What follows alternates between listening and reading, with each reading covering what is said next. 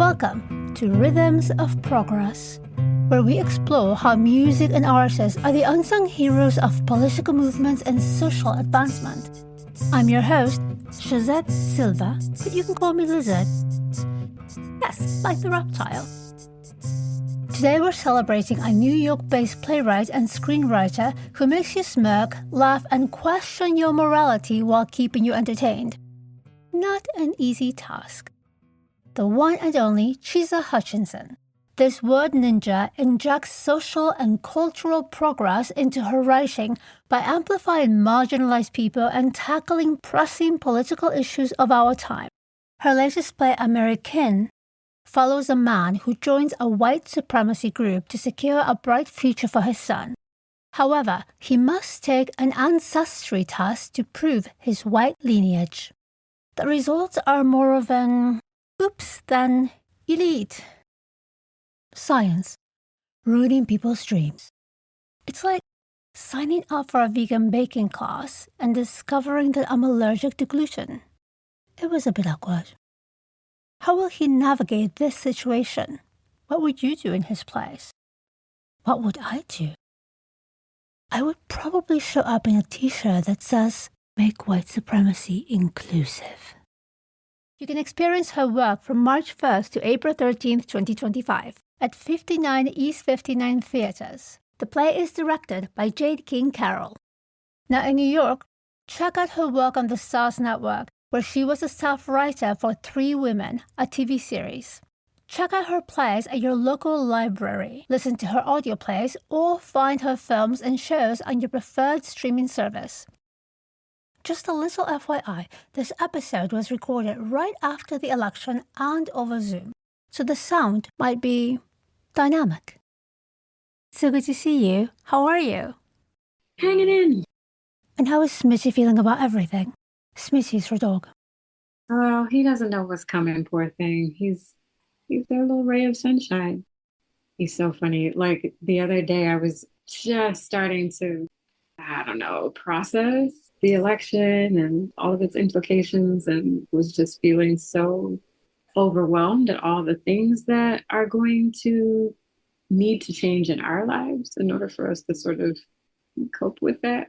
And as I went to reach for some yogurt to go make a smoothie, the yogurt fell out of the refrigerator and cracked onto the floor, and like the whole big tub of yogurt like was just all over the floor, right? And I'm standing there just feeling like, of course. And it was such a small little, irritation, but given everything else that had been happening that week, it just felt like straw that broke the camel's back situation. And I'm standing there like, okay, what's the most effective way to clean this up? This is going to take an hour to do this because it's like under the fridge. Now it's like everyone. And then along comes Smitty and starts like licking up yogurt as fast as he can. And it was just such a sweet little reminder of like, oh, right, help can come from like the most unexpected of places, and you don't have to do everything alone. Spilling anything is normally an annoying inconvenience, but this time it seems personal. Even the yogurt is trying to escape the chaos. And it did, into the dog's belly. And what would Smitty say about politics? Yeah, we haven't really had the chance to discuss yet, but I'm sure he's got some solid ideas. I would read that book. Oh, gosh. Politics according to Smitty. And we know congratulations are in order, so congratulations on your success. Yeah, I'm pretty happy with it. So, how do you see your role as a writer in today's political climate? I really thought I had a handle on the answer to this question and like variations of this question literally until last week. And now I don't know. Everything is so up in the air right now that of course, like you have to sort of reprioritize everything and question all your life choices.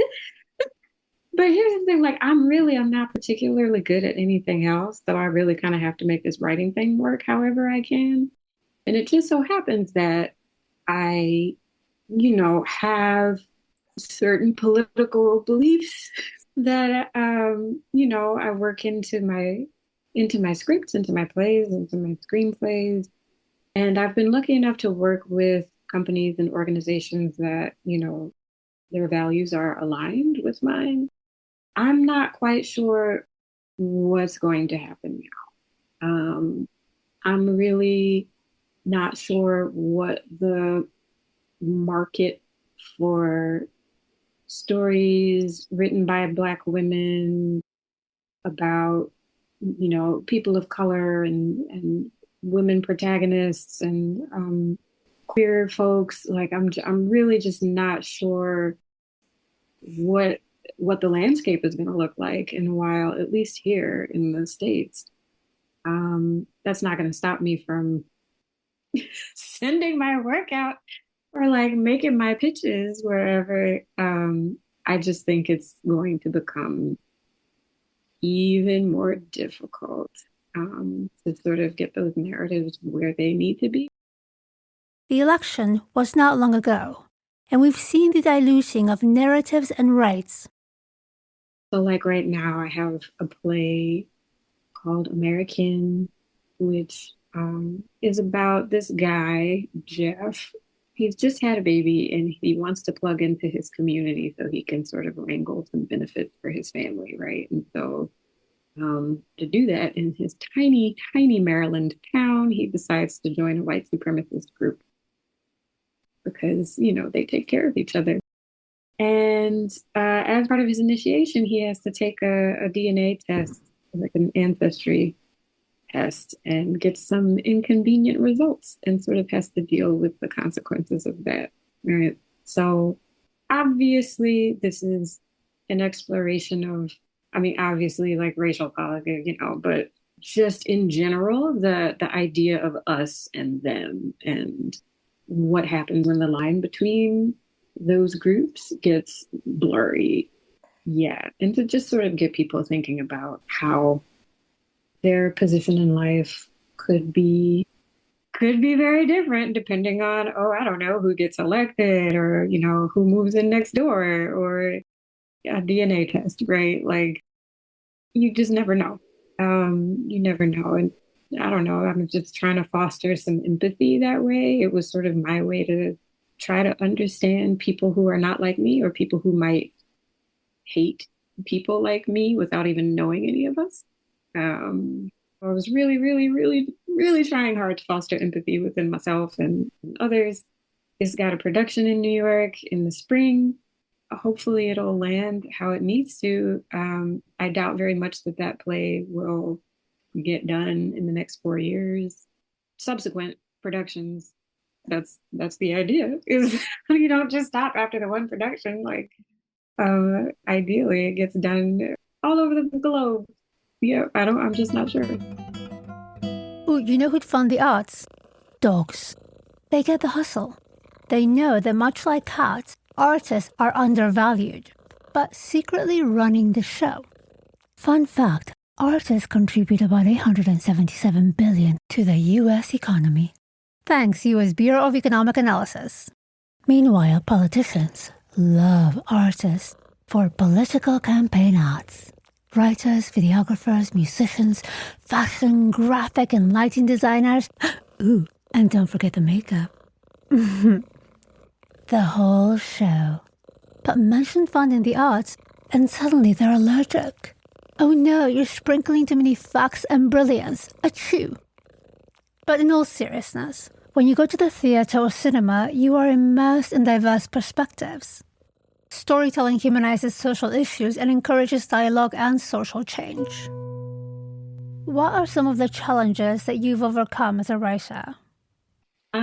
Well, still overcoming, so I'm not sure that like have overcome is a thing.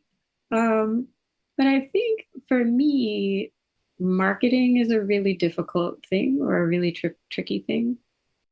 Oh, well, the one indie movie that I made was uh, it was rough because the subject is very is heavy, and it's all about exploitation, and how there's a white documentary filmmaker in it who sort of exploits young Black people in the film, and that documentary filmmaker was played by Jason Biggs, who is kind of like America's comedic sweetheart. So anyone who's like tuning in to a movie starring Jason Biggs, expecting, American Pie, is going to be sorely disappointed. But they are also probably the people that I would want to watch the film the most, in the hopes that it would land. Similarly, when this very play, Amerikin, got done in Houston a little while ago, when they were marketing it, there was a very conservative outlet that they said, so, hey, they want to do an interview with you. And I was like, oh, okay, cool, cool. Yeah. And we think it should be about how there's a live dog in the play, and for you to talk about what it's like to work with a live dog in the theater. And at first I was like, what?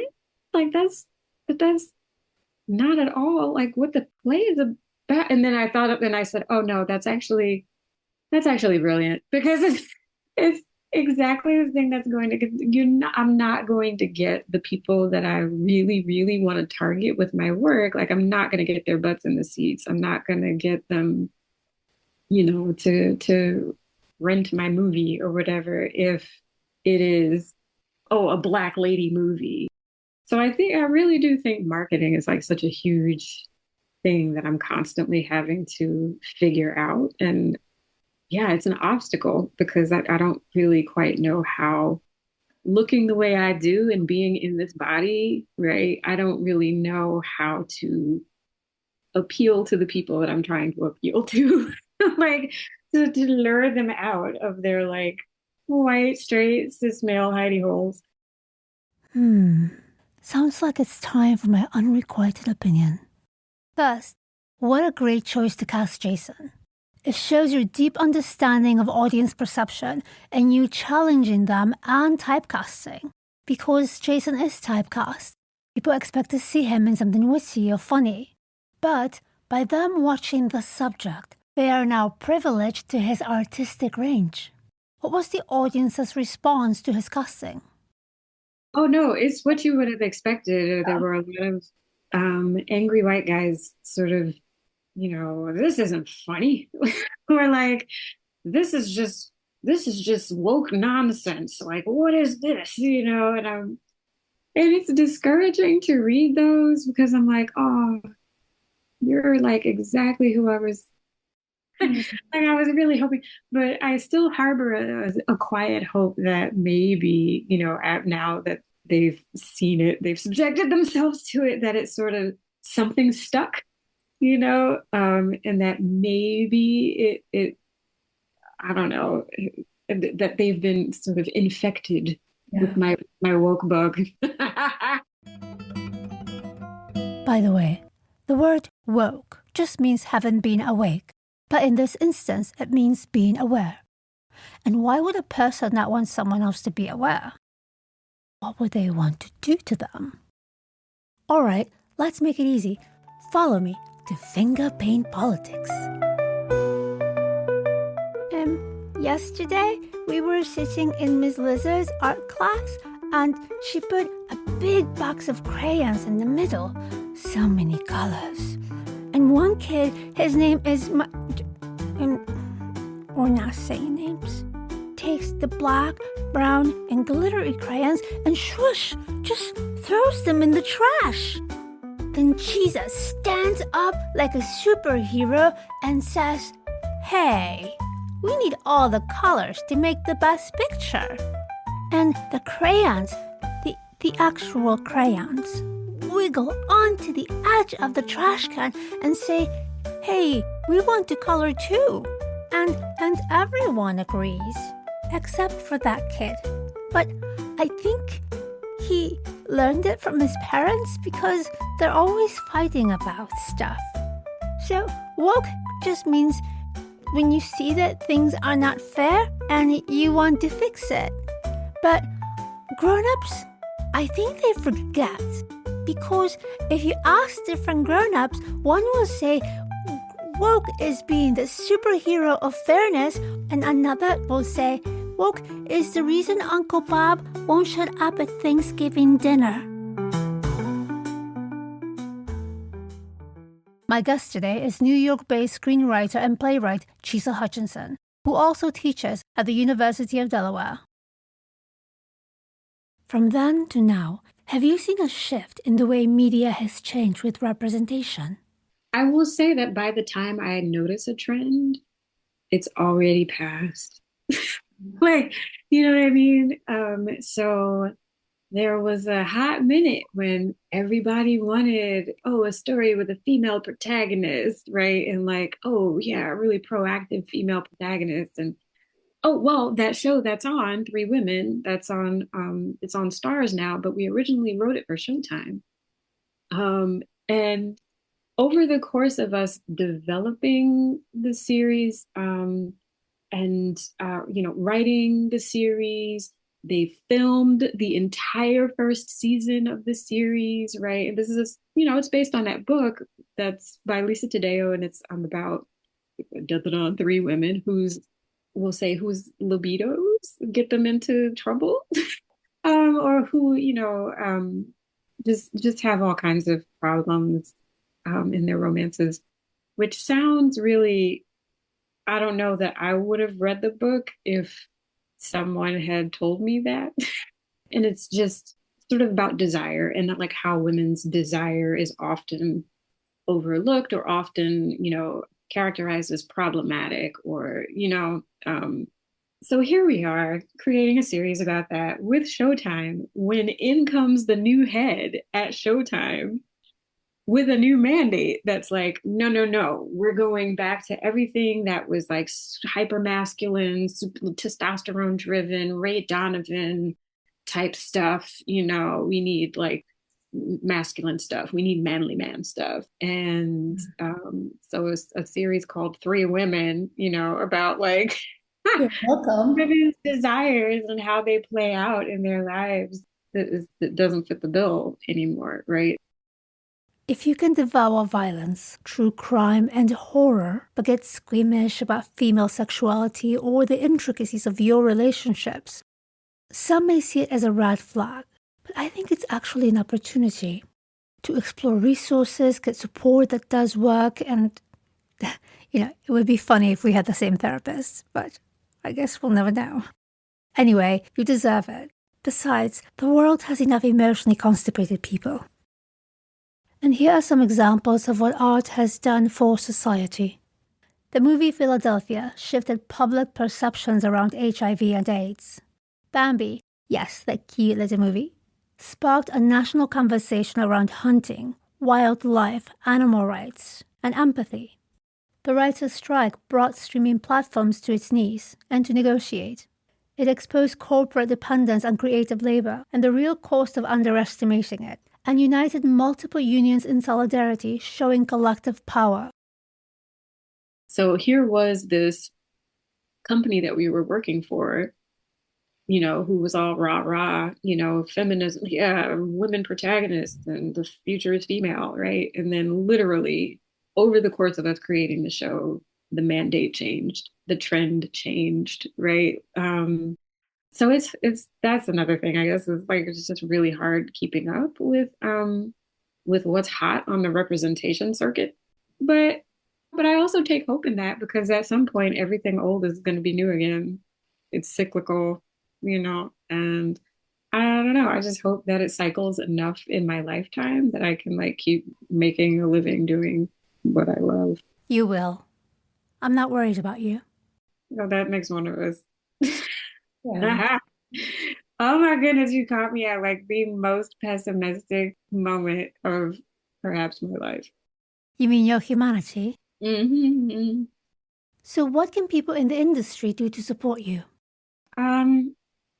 Honestly, I really can't ask I can't ask producers, casting directors, or whatever to, because they gotta eat too, Yeah. right? And I can't, be like, well, tell them that if they're not gonna do it this way, then you're not gonna do it. Like you quit or whatever. Like that's unrealistic and it's unfair. Um, but I do appreciate when casting directors understand the assignment as far as you know, I do appreciate when a producer says, well, if they're not going to let you do it this way and you don't want to do it this way, then they don't want this project. And plus, let's work on something else together. And then, all right. So don't just take the opportunity away, but like maybe offer another one, which is like actually what's happening right now with the thing. Again, realistically, I don't expect other people to like give up their opportunities for my values, for me, right? But if you are like committed to being an ally, right, then you will find other opportunities for us to work together. You will find a workaround. You will do the legwork that it requires to find that like queer Black woman that I need in that role. You know what I mean? Like, and no, the queer Jewish woman is not going to is not a good substitution in this particular role. Like, no, that's no. Um, that's another script. Ah, Do you ever think about how much you've done as a writer? How much your producers and casting directors have done for the way that others experience the world? And this question is unfair because it puts all the responsibility on artists and creatives. I don't really have time for that. Like I don't because I'm always sort of like moving on to the next thing, or um someone will point out like, oh yeah, it was a great play. Oh, but it was missing this. Or like, here's how I feel like it failed me as like a Black member of your audience, because I felt like you were writing toward white people. And I'm like, all right, next play is going to be specifically for you. You know what I mean? It's it's kind of exhausting, but it also like assures that like or ensures, I mean to say, like it also ensures that like the work will never be done.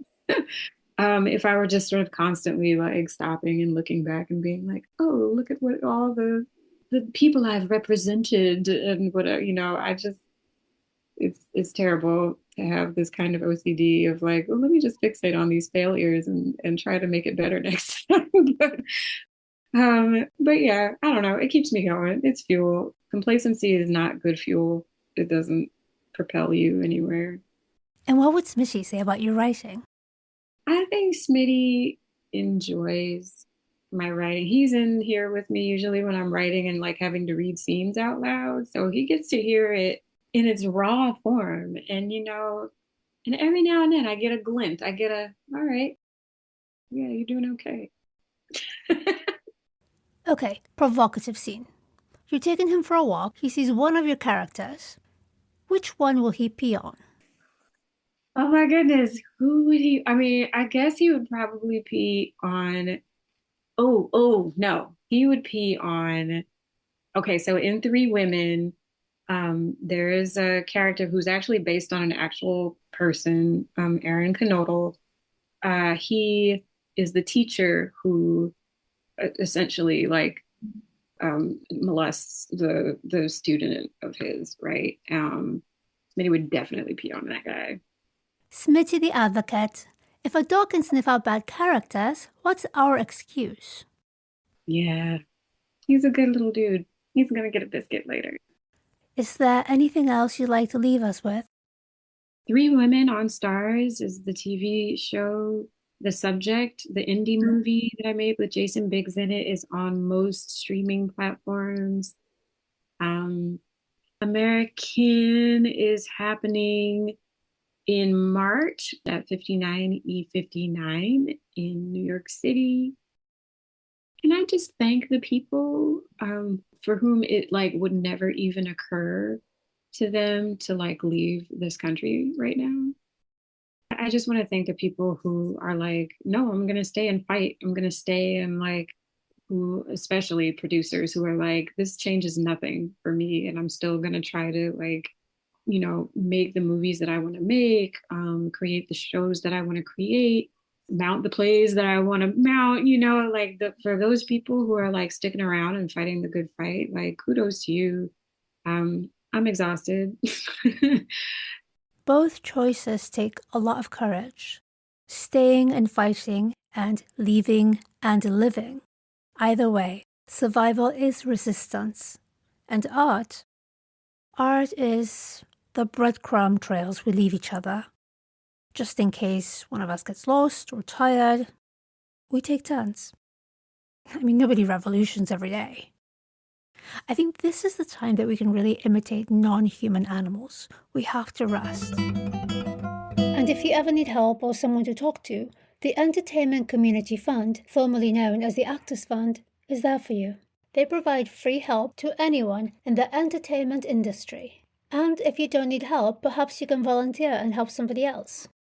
But hey, from time to time, we all need to pretend to be the one-person village. Yeah, I don't feel safe here. So I'm no good to anyone dead or, on a plantation, in a detention center, on a plantation, whatever they've got planned for the Black and brown people in this country. But for those who are like, no, I'm staying and fighting the good fight, like, good on you. I mean, they shot up a homecoming at a Black university at an HBCU. Another HBCU burned down. Texas State, there are people carrying signs that say women and slaves are property. Like, I'm just, it's time to go.